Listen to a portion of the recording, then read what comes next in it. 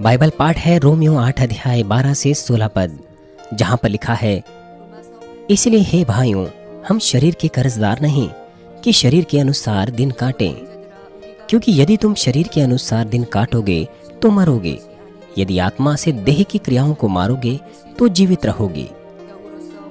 इसलिए कि जितने लोग परमेश्वर की आत्मा के चलाए चलते हैं वे ही परमेश्वर के पुत्र हैं। क्योंकि तुमको दासत्व की आत्मा नहीं मिली कि फिर भयभीत हो, परंतु लेखपालकपन की आत्मा मिली है, जिससे हम हे अब्बा, हे पिता कहकर पुकारते हैं। आत्मा आप ही हमारी आत्मा के साथ गवाही देता है कि हम परमेश्वर की संतान हैं। क्या आप पवित्र आत्मा की आवाज को साफ तौर पर सुनना चाहते हैं? क्या आप पवित्र आत्मा की साफ प्रेरणा को प्राप्त करना चाहते हैं? परमेश्वर की संतान होने के नाते, विशेष तौर पर पास्टर्स और कार्यकर्ता होने के नाते जो परमेश्वर का कार्य करते हैं, हमें परमेश्वर से बातचीत करनी होती है। यदि आप परमेश्वर पर और पवित्र आत्मा पर 100% निर्भर रहें, हर एक चीज पर जो आप रोजमर्रा के जीवन में करते हैं, तो सब कुछ आपके साथ भला होगा और कुछ भी गलत नहीं होगा। मसीह में प्रिय भाई और बहनों, इस प्रकार से परमेश्वर की सहायता को प्राप्त करने के लिए आपको अपने रोजमर्रा के जीवन में ऐसा जीवन जीना चाहिए जिसमें पवित्र आत्मा आपकी अगुवाई कर सके। उन कार्यों को करने के बजाय जिन्हें आप स्वयं से कर सकते हैं। यदि आप परमेश्वर से पूछें तो फिर आपकी अगुवाई संपन्नता के मार्ग में होगी हर समय। पलिश्तियों के विरोध में दाऊद के लिए परमेश्वर की योजना यह नहीं थी कि वो सामने से आकर चढ़ाई करें, वरन पीछे से आकर अपने शत्रुओं के विरोध में चढ़ाई करें। जब दाऊद ने परमेश्वर से विनती की और परमेश्वर के निर्देशों का पालन किया, और उसने एक बार फिर से महान जीत को प्राप्त किया, क्योंकि उसने परमेश्वर से विनती की और परमेश्वर के निर्देशों का पालन किया, तो परमेश्वर ने उसकी मदद की। उसने अपनी योग्यता के द्वारा नहीं, वरन परमेश्वर की मदद के द्वारा महान जीत को प्राप्त किया। दाऊद ने परमेश्वर से न केवल इसी युद्ध के विषय में पूछा, वरन वह परमेश्वर से हर बात के बारे में पूछता था कि वो क्या करें, और उसने परमेश्वर की इच्छा का पालन किया। हर बार दाऊद ने ऐसा ही किया। इसीलिए वो संपन्नता के मार्ग में अगुवाई प्राप्त कर पाया। चाहे आप एक लीडर हो, या आपके पास सामर्थ्य है, या आपके पास अधिकार है, परंतु आपको कोशिश करनी चाहिए कि आप पवित्र आत्मा की आवाज सुन सकें और पवित्र आत्मा से प्रेरणा प्राप्त कर सकें और पवित्र आत्मा की अगुवाई प्राप्त कर सकें। चाहे आप अच्छे से ही क्यों ना जानते हो उन चीजों के बारे में जिन्हें आप करने जा रहे हो, तो भी आपको अपने ही इच्छानुसार उन्हें नहीं करना चाहिए। हर बार आप अगर इस तरह से करेंगे तो आप संपन्नता के मार्ग में अगुवाई प्राप्त करेंगे। इसलिए दाऊद के अंदर कोई डर नहीं था, यद्यपि वह मृत्यु भरे जोखिमों से भी गुजरा। यदि आप परमेश्वर से बातचीत कर सकें, हर मामले में उसकी अगुवाई प्राप्त कर सकें, तो सब बातों में आप संपन्न होंगे। और यह कुछ ऐसा नहीं है जो केवल विश्वास के पूर्वजों के लिए ही संभव था। परमेश्वर सभी सलाहकारों से बुद्धिमान है, और इस संसार के सभी नेताओं से उसकी सामर्थ्य महान है, और वह बहुत ईमानदार भी है, और वह बहुत दयालु भी है। मुझे आशा है कि आप इस तरह के परमेश्वर से अगुवाई प्राप्त करने की लालसा रखें। परमेश्वर निश्चित तौर पर उन्हें उत्तर देता है जो वास्तविकता में उसकी अगुवाई की लालसा रखते हैं और उसके लिए प्रार्थना करते हैं। प्यारे भाइयों और बहनों, पवित्र आत्मा की आवाज को सुनना और पवित्र आत्मा की अगुवाई प्राप्त करना पवित्र आत्मा से बातचीत करना कहलाता है। आवाज को सुनना और अगुवाई प्राप्त करना पवित्र आत्मा की वो एक तरीका है त्रिएक परमेश्वर से बातचीत करने का। और अब आइए हम उन तरीकों को देखेंगे जिससे हम परमेश्वर से बातचीत कर सकते हैं, ताकि हम इस बात को समझ सके कि पवित्र आत्मा की आवाज को कैसे सुना जाता है और किस तरह से उसकी अगुवाई आती है। हम परमेश्वर से बातचीत पिता परमेश्वर की आवाज को सुनने के द्वारा, प्रभु की आवाज को सुनने के द्वारा और स्वर्गदूतों की आवाज को सुनने के द्वारा कर सकते हैं। बाइबल में हम देख सकते हैं मूसा और शमूएल, उन्होंने परमेश्वर की आवाज को सुना जो उनसे प्रत्यक्ष तौर पर बातें कर रहा था, प्रत्यक्ष तौर पर उन्हें उत्तर दे रहा था। और साथ ही प्रेरित पौलुस ने प्रभु की आवाज को सुना जब वह दमस्क के मार्ग पर जा रहा था और उसने प्रभु का सामना किया। इसलिए परमेश्वर की आवाज, प्रभु की आवाज और पवित्र आत्मा की आवाज, वो सारी की सारी आवाजें अलग अलग है। प्रेरित यूहन्ना ने प्रभु की आवाज तब सुनी जब वह प्रकाशित वाक्य की किताब को लिख रहा था, और उसने कहा कि वह आवाज बहुत जल के समान थी। जब कुमारी मरियम ने यीशु को गर्भ में पाया पवित्र आत्मा के द्वारा, वो स्वर्गदूत से मिली और उसने स्वर्गदूत की आवाज को सुना। उदाहरण के लिए भविष्यद्वक्ता दानियल ने स्वर्गदूत की आवाज सुनी, और उसी प्रकार से प्रेरित पतरस ने भी और प्रेरित पौलुस ने भी।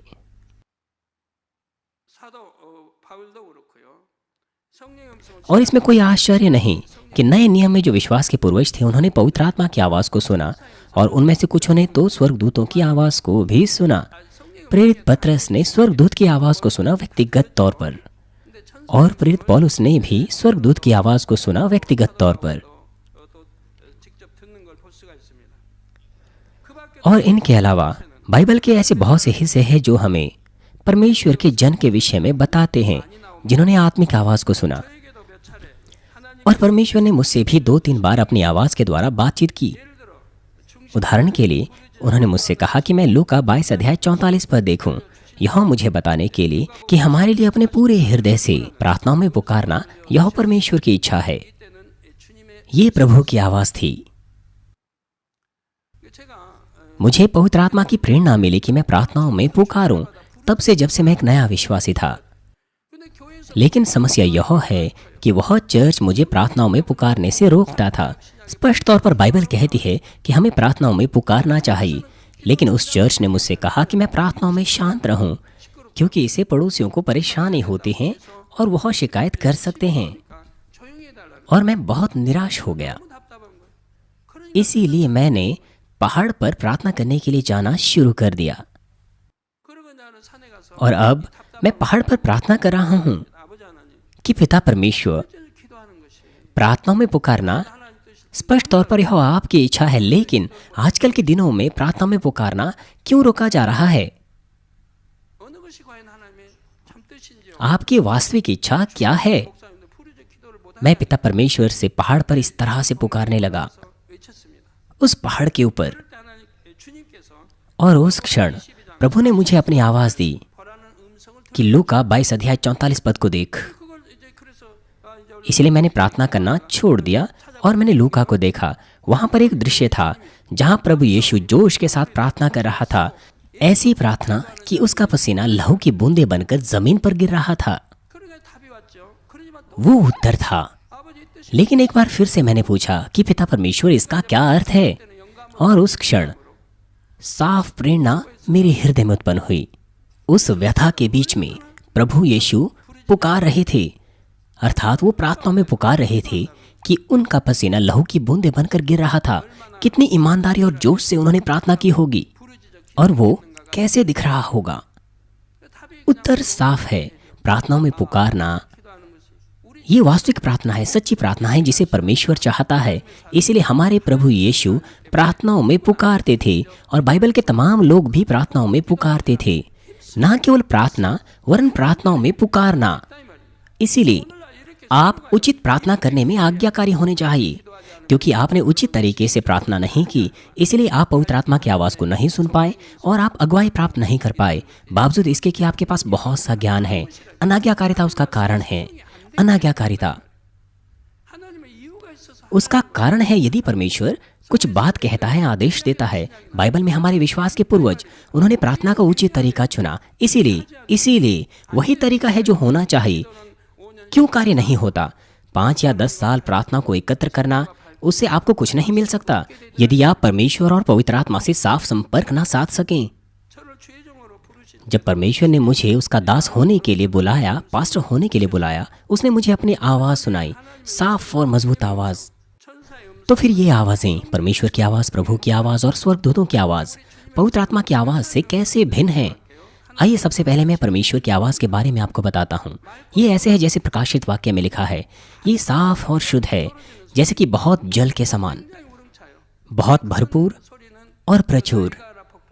आप कनाडा में नायाग्रा फॉल के बारे में सोचिए, तो फिर आप किसी न किसी सीमा तक समझ सकते हैं। कनाडा में नायाग्रा फॉल उस झरने के पानी की आवाज साफ और बहुत शक्तिशाली है। हमारे पिता परमेश्वर की आवाज साफ और इस तरह से शक्तिशाली है। और वो आवाज कहां से आती है? आप किसी विशेष दिशा या बिंदु को नहीं दर्शा सकते हैं। वह आवाज पूरे ब्रह्मांड में बजती है, किसी विशेष बिंदु या दिशा से नहीं। यह साफ और शक्तिशाली है, जैसे कि बहुत से जल के समान। शब्दों में उस कड़ी और शक्तिशाली आवाज को बयां नहीं किया जा सकता। इसलिए जो कोई भी उस आवाज को सुनेगा, अनुमानित तौर पर वो पूरे महीने तक उसी के आवेश में रहेगा। कोई भी नहीं जानता उस आवाज को सुनने के बाद 1 महीने तक मैं कितना व्याप्त और अभिभूत था। और अब है प्रभु की आवाज जो अलग है। मैंने प्रभु की आवाज तब सुनी जब मैं यह प्रार्थना कर रहा था कि प्रार्थनाओं में पुकारना परमेश्वर की इच्छा है या नहीं। यह परमेश्वर की आवाज से अलग थी, जो साफ और शुद्ध थी। और ये आवाज आकाश से आई कि लूका 22 अध्याय 44 पद देख। और आगे की एक वो कहानी है जब मैं प्रार्थना में उपवास कर रहा था। भोर की सभा में एक एल्डर प्रचार कर रहा था और उसने कहा कि दवाएं वो भी परमेश्वर के द्वारा दी गई हैं। इसलिए जब आप बीमार होते हैं तो आप हॉस्पिटल जा सकते हैं या दवाएं ले सकते हैं। ये ठीक होगा, क्योंकि परमेश्वर ने मनुष्यों को बुद्धि दी है उन दवाओं को बनाने के लिए। लेकिन मैं उसके साथ सहमत नहीं था। मेरा मन, मेरा हृदय कह रहा था, नहीं, बाइबल में लिखा है कि सब कुछ विश्वास के द्वारा होगा। तो फिर जहर के विषय में क्या है? क्या वो भी परमेश्वर ने दिया है? इसलिए मैं भ्रम में था। इसलिए संदेश के बाद मैं अपने प्रार्थना घर में गया और परमेश्वर से मैंने पूछा। मैंने प्रार्थना की कि पिता परमेश्वर, मैंने इस तरह का संदेश सुना है, क्या वो वास्तविकता में सत्य है? सत्य क्या है? मैंने लंबे समय तक इस तरह से प्रार्थना की और फिर प्रभु की आवाज मुझ पर उतरी कि बाइबल में इस पद को देखो, इस अध्याय को देखो। और मैंने उसे देखा और उत्तर वहां पर था। राजा आसा, वो एक बार परमेश्वर से बहुत प्रेम रखता था, लेकिन जैसे जैसे समय गुजरता गया उसका हृदय परमेश्वर पर भरोसे रखने का बदल गया और वो वैद्यों पर निर्भर रहा। जब वह बीमार हो गया, उस क्षण के बाद परमेश्वर ने अपना मन उसे फिरा दिया और उसके पैर में बीमारी लगी। उसके राज्य के 39वें वर्ष में उसने प्रभु परमेश्वर की खोज नहीं की, वरन वैद्यों की ही खोज की। वो वैद्यों पर निर्भर रहा। अवश्य ही परमेश्वर को निराशा हुई होगी इस बात से। इसीलिए परमेश्वर ने उस घटना को बाइबल में अभिलिखित होने दिया और अंत में अपने राज्य के 41वें वर्ष में राजा आसा उसी बीमारी में मर गया। देखिए, वहां पर उत्तर बहुत साफ है। और फिर मैं एहसास कर पाया कि वो कितना ही बीमार क्यों ना था, अगर वह परमेश्वर पर निर्भर रहता, परमेश्वर उसे चंगा करता। मनुष्यों पर निर्भर रहने के बाद परमेश्वर प्रसन्न नहीं हो सकता। और उस क्षण के बाद मैं कभी भी नहीं बदला हूं उसे सिखाने और अभ्यास करने में। ये है तरीका जिस प्रकार से प्रभु की आवाज आती है। तो फिर परमेश्वर की आवाज, प्रभु की आवाज और स्वर्गदूतों की आवाज पवित्र आत्मा की आवाज की तुलना में किस प्रकार से भिन्न है? ये आवाजें बाहर से आती हैं, लेकिन पवित्र आत्मा की आवाज प्रत्येक के हृदयों में से आती हैं। इसलिए आप कह सकते हैं, आप परमेश्वर की आवाज कह सकते हैं। ये बाइबल में लिखा है। और अब आप कह सकते हैं प्रभु की आवाज। ये परमेश्वर की आवाज से अलग है, लेकिन अगर आप प्रभु की आवाज सुनते हैं, आप द्रवित हो जाएंगे, प्रेरित होंगे और ज्योति से घिर जाएंगे और उसी वक्त उसका अनुवाद भी प्राप्त होगा। ये स्पष्ट तौर पर अलग है। और पवित्र आत्मा की आवाज आपके अंदर में से आती है। इसीलिए आप कह सकते हैं, इसके बीच के अंतर को। इसीलिए अगर आप किसी प्रकार की आवाज सुनते हैं, आपको साफ तौर पर पहचानना है कि वो आवाज क्या है। कुछ लोग दुष्ट आत्माओं के कार्य प्राप्त करते हैं और वो कहते हैं कि उन्होंने परमेश्वर की आवाज या प्रभु की आवाज सुनी। कुछ यहां तक कहते हैं कि परमेश्वर उनके कानों में फुसफुसाता है। परमेश्वर की आवाज उस तरह से नहीं सुनती, वो कोई फुसफुसाने वाली आवाज नहीं है। कुछ लोग पवित्र आत्मा की आवाज को सुन सकते हैं, लेकिन वो कहते हैं कि उन्होंने प्रभु या परमेश्वर की आवाज को सुना है। ऐसे भी लोग हैं। इसलिए मैंने उन्हें चिताया है अपने संदेश में पहले भी। हमने ऐसे लोगों को देखा है। इस तरह के लोग दूसरे लोगों को भी मुश्किल में डाल देते हैं। बहुत से लोग अभिलाषा में पड़ गए हैं, ठोकर खाई है उन्होंने और वो गलत मार्ग पर चल दिए हैं। ये प्रभु की आवाज नहीं है और ना ही ये परमेश्वर की आवाज है।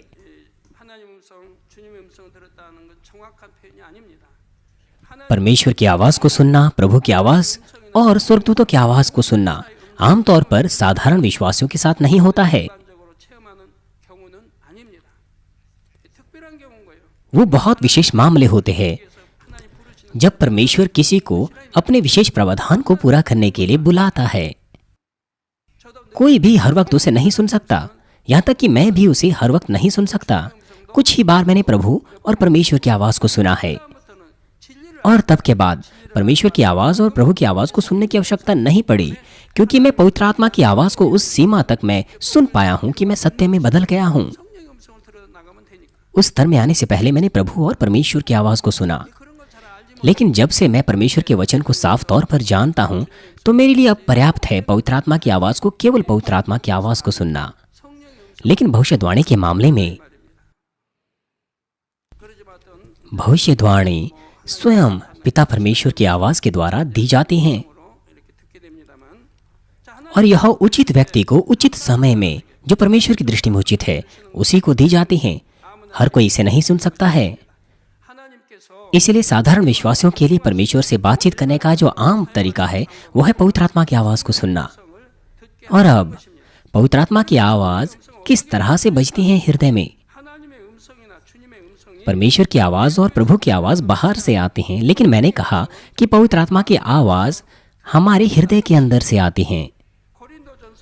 पहला कुरिन्थियों 6:19 कहता है, क्या तुम नहीं जानते कि तुम्हारी देह पवित्र आत्मा का मंदिर है जो तुम में बसा हुआ है और तुम्हें परमेश्वर की ओर से मिला है और तुम अपने नहीं हो? जैसे कि लिखा है, पवित्र आत्मा वो हमारे हृदय में निवास करता है, उसे मंदिर के रूप में। इसलिए चर्च भवन जो आप आसपास देख रहे हैं वह भी परमेश्वर का भवन है। हमारा प्रभु उसका मुखिया है और यदि आप मंदिर को अशुद्ध करते हैं तो यह सहन योग्य नहीं है। मान लीजिए गुस्सा करना, लड़ाई करना, झगड़ा करना, श्राप देना या कुछ इस तरह से करना चर्च में, वो परमेश्वर के द्वारा माफ नहीं हो सकता। शारीरिक मंदिर वो भी इस तरह से अशुद्ध नहीं होना चाहिए। मेरा मतलब है शारीरिक मंदिर। तो फिर हृदय के मंदिर के विषय में हम क्या कहें? त्रिएक परमेश्वर आप में है, इसलिए आपको अपने हृदय के मंदिर को अशुद्ध नहीं करना चाहिए। लेकिन अगर आप अशुद्ध करते हैं तो क्या होगा? आप पवित्र आत्मा की आवाज को नहीं सुन सकते। और यदि ये आप हैं तो इसीलिए चाहे आप पास्टर्स हैं या एल्डर है, यदि आपका हृदय पवित्र नहीं है तो फिर आप पवित्र आत्मा की आवाज को नहीं सुन पाएंगे साफ तौर पर। तो फिर नए विश्वासी के मामले में क्या है? क्या उसको इंतजार करना पड़ेगा जब तक वह पवित्र ना हो जाए? नहीं, यहाँ तक कि नया विश्वासी भी उस आवाज को साफ तौर पर सुन सकता है। यदि नया विश्वासी वास्तविकता में परमेश्वर से प्रेम रखता है, जोशीली प्रार्थना करता है, वचनानुसार जीता है, तो वह पवित्र आत्मा की आवाज को साफ रीति से सुन सकता है। चाहे वह इतना साफ ना भी सुन सके जितना आत्मा का जन सुनता है, लेकिन पवित्र आत्मा आपकी अगुवाई करेगा क्योंकि वह परमेश्वर के वचन का पालन करता है। जितना अधिक वह आत्मा में जाएगा वह और भी साफ रीति से पवित्र आत्मा की आवाज को सुन सकता है। लेकिन यद्यपि आप पास्टर्स हो या एल्डर हो, यदि आप वचन के अनुसार नहीं जीते हैं तो आप उसकी आवाज को नहीं सुन सकते। चाहे बड़ा हो या छोटा, आप अवश्य ही परमेश्वर के वचन का आपको पालन करना चाहिए। हर प्रकार की बुराई को आपको दूर करना चाहिए, चाहे वो बुराई बड़ी हो या छोटी। चाहे आप बहुत सी बातों में पालन करते हो, यदि आप विशेष मामले में पालन नहीं करते तो फिर आप अच्छा नहीं कर रहे।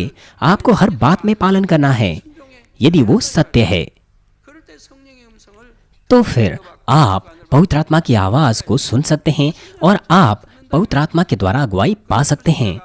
यहाँ तक कि नए विश्वासी भी साफ तौर पर सुन सकते हैं। इसीलिए अगर आप नए विश्वासी नहीं हैं तो फिर आप और भी साफ तौर पर सुन सकते हैं। ठीक है, क्योंकि पवित्र आत्मा आपके हृदय में निवास करता है। इसीलिए अगर आप अपने हृदय को अशुद्ध करेंगे तो सब गड़बड़ हो जाएगा। वो जो व्यवसाय करते हैं, क्योंकि आप अपने हृदय को अशुद्ध करते हैं, इसलिए आप पवित्र आत्मा की आवाज को सुन नहीं सकते और ना ही आप पवित्र आत्मा की आवाज सुन सकते हैं, ना अगुवाई पा सकते हैं और आपका व्यापार गलत चला जाता है। अगर आपके अंदर स्वार्थीपन है या लालच है या कुछ इस तरह का है तो फिर आप संपन्नता के मार्ग में अगुवाई नहीं पा सकते, ना ही आपकी प्रार्थनाओं के उत्तर आ सकते हैं। इसलिए पवित्र आत्मा हमारे हृदय में निवास करता है, उसमें उसे मंदिर के रूप में लेकर। इसीलिए वह आवाज भी हमारे हृदय में से आती है। और साथ ही पवित्र आत्मा की आवाज साफ आवाज के रूप में नहीं आती जैसे परमेश्वर या प्रभु की आवाज आती है। ये साफ और शक्तिशाली आवाज के समान नहीं है जो हमारी भाषा में बातचीत करती हो, लेकिन अगर हम उसे साफ तौर पर सुन सकें तो ये आवाज सबसे कोमल और सबसे पक्की आवाज है। इसलिए अगले सत्र से मैं आपको और भी विस्तार पूर्वक बताऊंगा इस आवाज के बारे में और पवित्र आत्मा की प्रेरणा और अगुवाई के विषय में। और आप मुझे धोखा नहीं दे सकते ये कहते हुए कि आपने परमेश्वर की आवाज या प्रभु की आवाज सुनी, क्योंकि मैंने पहले से ही तमाम बातों का अनुभव कर लिया है, एक या दो बार नहीं, बहुत बार। इसीलिए आपका कथन बाइबल के अनुसार होना चाहिए। सिर्फ ऐसे ही कहना, इसका मुझसे कोई लेना देना नहीं है। हालांकि मैं उस व्यक्ति को निराश नहीं करता, मैं केवल मुस्कुराता हूँ और उसे रहने देता हूँ। कभी कभार मैं उस व्यक्ति को एहसास कराता हूँ अगर मैं कर सकता हूँ। आइए मैं इस संदेश का सारांश दूंगा। मसीह में प्रिय भाई और बहनों, क्या आपने सड़क पर अपना समय कभी बर्बाद किया है क्योंकि आप गलत ट्रेन में चले गए या बस में चले गए या फिर गलत दिशा में आपने अपना वाहन चलाया? यदि आप दिशा चुनते हुए गलत निर्णय लेते हैं तो फिर आप विपरीत दिशा में जा सकते हैं अपनी मंजिल के बजाय। इसीलिए वापस आने के लिए आपको ज्यादा समय और ज्यादा प्रयास करना पड़ सकता है। और समान रूप से कुछ ऐसा ही तब हो सकता है जब पवित्र आत्मा की अगुवाई परमेश्वर के संतान प्राप्त नहीं करते हैं। वो अपने समय की बर्बादी स्वर्ग की यात्रा में और अपने जीवन के डग में कर सकते हैं। अगर आप सीधा स्वर्ग जाएं तो ये कितनी अच्छी बात होगी। आप सीधा नई यरूशलेम जाएंगे तो ये कितना बढ़िया होगा। मैं हमेशा आपको वो मार्ग सिखा रहा हूँ, नई यरूशलेम का मार्ग, सीधा मार्ग हर वक्त आपको सिखा रहा हूँ। अगर आप केवल पालन करें तो फिर आत्मा और संपूर्ण आत्मा में आने के लिए लंबा समय लगने का कोई कारण नहीं है। आसपास भटकना जीवन की इस यात्रा में यह अक्सर होता है। वो सोचते हैं कि उनका मार्ग सही है, लेकिन बाद में ऐसा पाया जाता है कि वो मार्ग गलत है। वो सोचते हैं कि पिछली बार उनकी विधि ने अच्छा नतीजा दिया और इस बार भी ऐसा ही होगा, लेकिन ऐसा नहीं होता। विपरीत तौर पर अगर हम हर बार पवित्र आत्मा की अगुवाई पाएं तो हम सब बातों में संपन्न रहेंगे। मुझे आशा है कि आप उस संदेश पर जो आज से सुनेंगे उस पर मनन करेंगे और उस पर जोशीली प्रार्थना करेंगे ताकि आप पवित्र आत्मा के साथ सहभागिता कर सकें। मैं प्रभु के नाम से प्रार्थना करता हूँ कि आप पवित्र आत्मा की आवाज़ और अगुवाई प्राप्त कर सकें और केवल बेहतर मार्ग में जा सकें। आइए संदेश पर सोचते हुए साथ मिलकर प्रार्थना करेंगे। हालेलुया। पिता परमेश्वर, वो संदेश जो आज हमने सुना है हमें जीवन और विश्वास बने। पिता परमेश्वर, मैं उनको बता रहा हूँ कि पवित्र आत्मा की आवाज़ को कैसे सुना जाता है। मैंने उनको बताया कि प्रभु की आवाज़ कैसे सुनी जाती है, परमेश्वर की आवाज़ कैसे सुनी जाती है और पवित्र आत्मा की आवाज़ कैसे सुनी जाती है। ये दूसरा सत्र है, वो अच्छे से समझें और इसकी रोटी बना सकें। इसीलिए अगले सत्र से वो एहसास करें कि पवित्र आत्मा की आवाज को और भी गहराई से कैसा सुना जाता है निरंतर इन वचनों के द्वारा। हमारे प्रभु यीशु मसीह के नाम से मैं प्रार्थना करता हूँ, आमीन।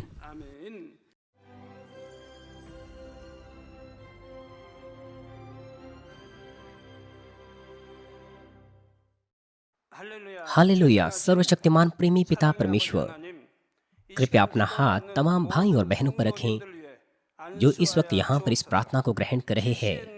अपना हाथ तमाम सदस्यों पर रखें, शाखा कलीसियाओं में और स्थानीय कलीसियाओं में और तमाम GCN टीवी दर्शकों पर और मानवीन टीवी दर्शकों पर, और वो जो इस सभा को सैटेलाइट, केबल और इंटरनेट के द्वारा संसार भर में देख रहे हैं, उनके हृदय में विश्वास बोइए और उनके नकारात्मक विचार और शक दूर कीजिए। तमाम क्लेश और आजमाइशें उन्हें छोड़ के चले जाएं और सिर से लेकर पैर तक उनके सभी बीमार और दर्द भरे अंगों को, अंदरूनी अंग, कोशिकाएं, उत्तक और तंत्रिकाओं समेत पवित्र आत्मा की आग के द्वारा जला दीजिए। सृष्टि की ज्योति उन पर आ जाए। यीशु मसीह के नाम से मैं आज्ञा देता हूँ, शत्रु, दुष्ट और शैतान, तमाम बीमारियां, रोगाणु, विषाणु और निर्बलताएं दूर हो। ज्योति उन पर चमके। उनके तमाम असाध्य और अंतकारी रोग पवित्र आत्मा की आग के द्वारा झुलसा दीजिए। तमाम प्रकार की महामारियां और संक्रामक रोग, मलेरिया समेत दूर कीजिए। तमाम नई और अज्ञात बीमारियां स्वाइन फ्लू सहित उनसे दूर हो, साफ हो जाएं और वो ठीक हो जाएं। तमाम संक्रामक रोग जैसे कि जुकाम और बुखार उनसे दूर हो। पिता, उन्हें हर प्रकार के रोगाणुओं और विषाणुओं से और बैक्टीरिया से सुरक्षा दीजिए। उन्हें चंगा कीजिए तमाम प्रकार के कैंसर, पेट के कैंसर, फेफड़े के कैंसर, जिगर के कैंसर, छाती के कैंसर, गर्भ के कैंसर और आंतों के कैंसर से। और तमाम दूसरी बीमारियां जैसे कि एड्स, लुकेमिया, दिमागी रक्तघात, उच्च रक्तचाप, धीमा रक्तचाप, हृदय की बीमारी, फेफड़े की बीमारी, मधुमेह, स्त्री रोग और थायराइड की बीमारियां और तमाम सूजन और जलन दूर हो। पोलियो, लकवा, गठिया, हर्निएटेड डिस्क और दूसरी बीमारियों से वे चंगे हो जाएं। तमाम दूसरे दर्द उनसे गायब हो जैसे कि पीठ दर्द, सिर दर्द और मानसिक दर्द, मिर्गी, स्वलिनता, उदासी, तंत्रिका रोग और तमाम दूसरी मानसिक बीमारियों से वे आज़ाद हो जाएं। तमाम प्रकार के लकवे से वे खुल जाएं, उठें, चलें और वे कूदें। वे अच्छी आंखों की दृष्टि प्राप्त करें, अच्छी सुनने की शक्ति प्राप्त करें, अंधों की आंखें खुल जाएं, बहरे सुनने लगे और गूंगे बोलने लगे। दुर्घटना के तमाम दुष्प्रभावों को चंगा कीजिए, उनकी टूटी हड्डियां ठीक कीजिए, उन्हें जलन से ठीक कीजिए, जलन और दहन संवेदना उनसे दूर हो। पिता, कोई दाग वहां न रह जाएं। तमाम प्रकार की नशे की लत से, जहर पदार्थ और उनके इस्तेमाल से साफ हो जाओ। पिता, मरी हुई कोशिकाओं, उत्तक और तंत्रिकाओं को फिर से जला दीजिए, मृतकों को जला दीजिए, उन्हें आशीष दीजिए गर्भधारण की। पिता, कृपया उन्हें गर्भधारण की आशीष दीजिए। यीशु मसीह के नाम से मैं आज्ञा देता हूँ, शत्रु, दुष्ट और शैतान, हवाओं के शासक, अंधकार की सेनाएं और उनके दास उनसे दूर हो। बुरी आत्माएं, अशुद्ध आत्माएं, झूठी आत्माएं, धोखे की आत्माएं, झूठ की आत्माएं, अलग करने वाली आत्माएं और तमाम अंधकार के बल दूर हो। दुष्टता के तमाम बंधन खुल जाएं, अंधकार दूर हो, ज्योति आ जाए। पिता परमेश्वर, उन्हें ताकत दीजिए कि वे प्रार्थनाओं में पुकारें, सामर्थ्य दीजिए पापों को दूर करने की और वे पवित्र हो जाएं। वो भले स्वस्थ में बने रहे। जब उनका प्राण समृद्ध होता है, उनके परिवारों में भी सुसमाचार का प्रचार किया जाए। उन्हें सुरक्षा दीजिए तमाम प्रकार की दुर्घटना और विपत्तियों से और आशीष दीजिए कि वे एक संपन्न जीवन सब बातों में जीने पाएं। कृपया अपने बच्चों को, उनके घर, कार्यशालाओं और व्यापारों को सुरक्षा दीजिए। पवित्र आत्मा की आग की दीवार से, स्वर्गीय सेना, स्वर्ग दूतों और अपनी धधकती आंखों के द्वारा विद्यार्थियों को बुद्धि और समझ दीजिए और उनके हृदयों को और भी जुनून और पढ़ाई की इच्छा से भर दीजिए। उनके हृदय और मनों को संसारिक चीजों से दूर रखें और उनके हृदय में और भी परमेश्वर के लिए जोशीला प्रेम रोपी। अपने बच्चों को आशीष दीजिए और वो आपको सब बातों में महिमा दें, जो कुछ भी वो करें, चाहे वो खाए पिएं या जो कुछ भी करें, वो अंगीकार करने पाएं और गवाही देने पाएं जीवित परमेश्वर की, यह कहकर कि मैं परमेश्वर से मिला हूं, मैंने परमेश्वर का अनुभव किया है और उससे यह आशीषें और उत्तर प्राप्त किए हैं। पिता परमेश्वर, आपका धन्यवाद। सारी महिमा केवल आपको मिले। हमारे प्रभु यीशु मसीह के नाम से मैं प्रार्थना करता हूँ, आमीन।